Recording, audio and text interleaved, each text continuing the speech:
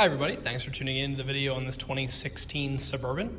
This particular Suburban is the LS trim level. It's the most affordable trim level for the Suburban. Still gives you all of those great features such as the 8-passenger seating. You can get 3 across the back, 3 in the second row, and 2 in the front. That 5.3 liter V8 and all the towing capacity and things like that that you get out of that hitch in the back that you get on every Suburban. So you get all of those key features on the vehicle at a much more affordable price point than an LT, LTZ, or a Premier. Up in the front here, you have the chrome front end. You do have those standard high-intensity headlights there. Alloy wheels around the side here, mounted up with a Mastercraft Courser HSX tire. That's probably about 3/4 tread there.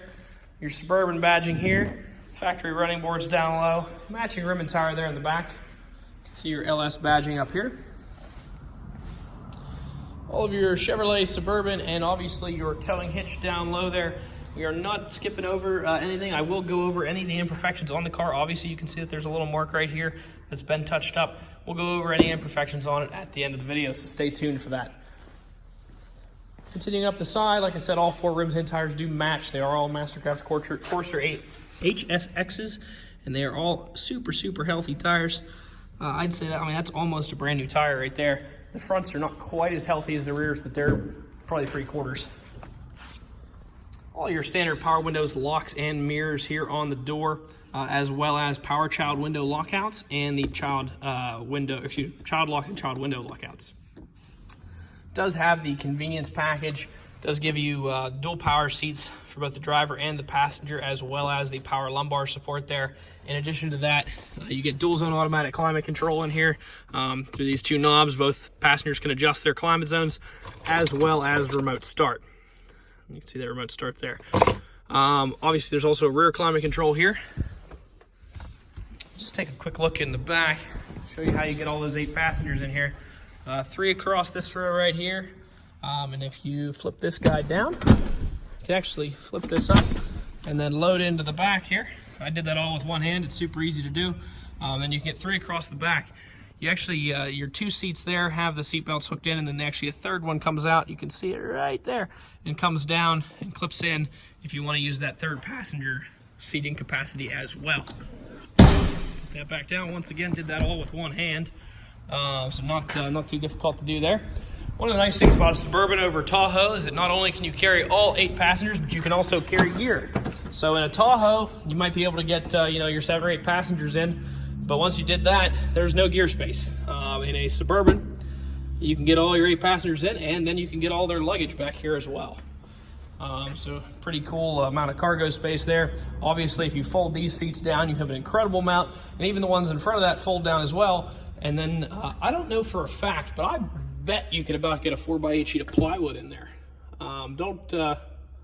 Somebody comes out with a measuring tape, don't hold me to that, but it's a very large cargo area if you fold all those seats down.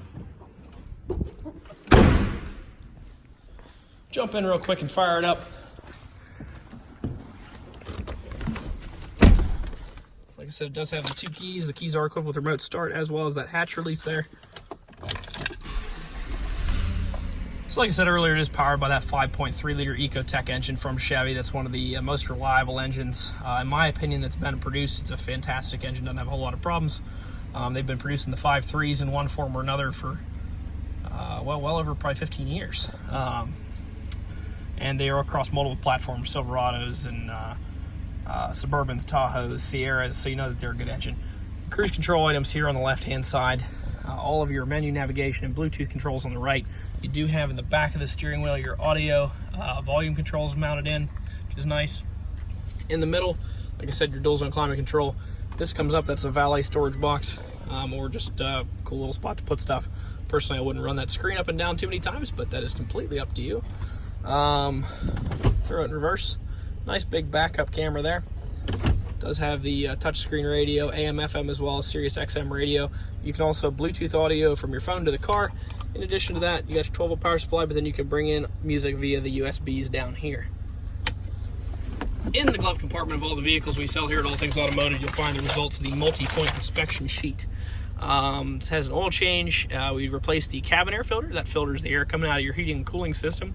And we replaced the engine air filter, which filters the air that goes into the engine. Clean engine air filter helps you get better fuel economy, also prevents dust and debris from making it and harming your engine. The front tires, like I said, they're pretty good. They're 9/32. That's about 3/4. The rears are brand new. They're 12/32. And it has chrome lug nuts. You can see there, for some reason, the lug nuts must have been corroded or something, and we did replace all the lug nuts on the truck, or on the Suburban. We did replace all 4 rotors and pads, and we did replace a left front brake caliper that was not working properly. So did do all your wearables are pretty much brand new. Obviously, the one set of tires is 3/4, but I'd say you have tons of life left in those wearable parts. Over here, you have your 4x4 controls, light controls, instrument cluster brightness, as well as your parking sensors, buttons to turn those on and off. Take a quick look at the Carfax. Now, if you're just tuning in, stay tuned in for the next 2 minutes. You've watched the video for the last 5 minutes and 46 seconds. Don't turn it off right now, because I do want to go over a couple things. So, accident reported, damage reported. It was a one owner. So it's a one owner vehicle, but there's some damage reported. And let's just take a quick look, and then I want to show you something on the outside of the vehicle. So, damage was reported to front, and damage reported to right front. So, my name is actually Chase. I buy the vehicles here. One of the things I look at when I buy a car with the Carfax is there paintwork on it? And that'll tell you how severe, because Carfax will report even a bumper getting banged up as damage. And that's all they need to report a damage or an accident. So a good way to see paint is to come in here and look here and try to find lines. And there are no lines on this at all. There's nowhere where it was taped off. There's nowhere where the paint looks different. It's smooth the whole way across. That's not been repainted. Same story on the hood. If you come up here, there's nothing on this side to indicate that that's been painted. There's nothing there. And then if you come over here, same story, smooth the whole way across. Typically, if it's been repainted, you'll see a paint or tape line like right there. The other thing that's nice to look at, so say, all right, you might say, oh, okay, well, it's not been repainted, maybe they replaced the whole thing. You look at these bolts and see if there's big old marks on them where they've been taken off, any of them. And none of these bolts have, well, maybe that one. See, what I think they might have had to replace a bumper, is my guess, because the fenders and the hood have not been repainted or touched. So my suspicion is that it had a small minor, it either rear-ended somebody or somebody backed into it or something, or it had to have a front bumper replaced. But there was never any impact that came back in here to any point where this had to ever be repaired, repainted, nothing. Not on the hood, not on the fenders.